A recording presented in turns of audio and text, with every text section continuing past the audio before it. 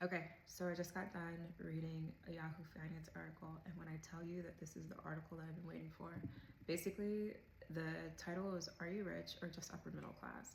And it is the piggyback on the upper middle class article that I shared like a couple of months ago, where I was just like, my mind was blown because I was trying to figure out how they got their numbers, yada yada. This touches on a lot of what I was looking for, I think, in that previous article, and I'm really excited to share it with you guys because I want to know what you think. So I knew things were moving in the right direction when I saw one of the first stats was from Pew Research Institute. I was like, all right, we're moving in the right direction. And they define middle income households as earning between 56,000 to 169,000. So even though that number still felt kind of weird to me, it still was a little bit higher, 50 number. I know it's in the same range, but it still felt like it was trying to reach into the, hey, maybe people actually need a little bit more money to be in this range. Next, he goes on to mention the fact that a lot of articles are saying only 106 to like that 150 range. And a lot of us were just kind of like, how did you get here? Like, what is the math? What is the baseline for that?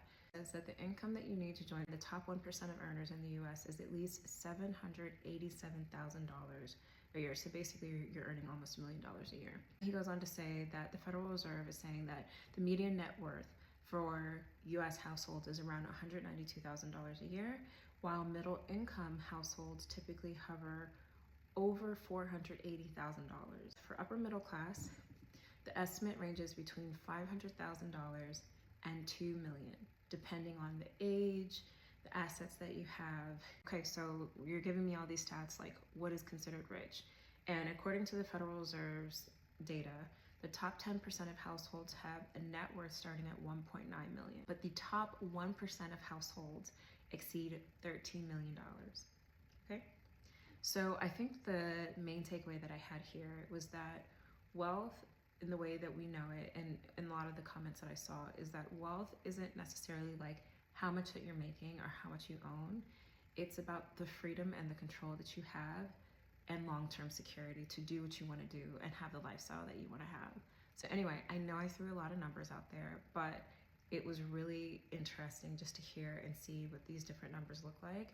So now my question for you is, I'll give you like 3 checkpoints. Number 1, how do you feel about middle income households earning between $56,000 and $169,000 a year? Do you think that tracks? Do you agree, yes or no?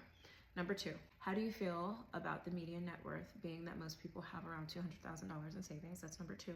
And last but not least, for the upper middle class, how do you feel about the net worth ranging between $500,000 to $2 million? And then going on, of course, for the wealthy, for it to be a net worth that is around $2 million to the top 1% of households being like 13 million. Anyway, I know this is long, I know this is a lot, but thank you for being here, and I can't wait to see what you think. Bye.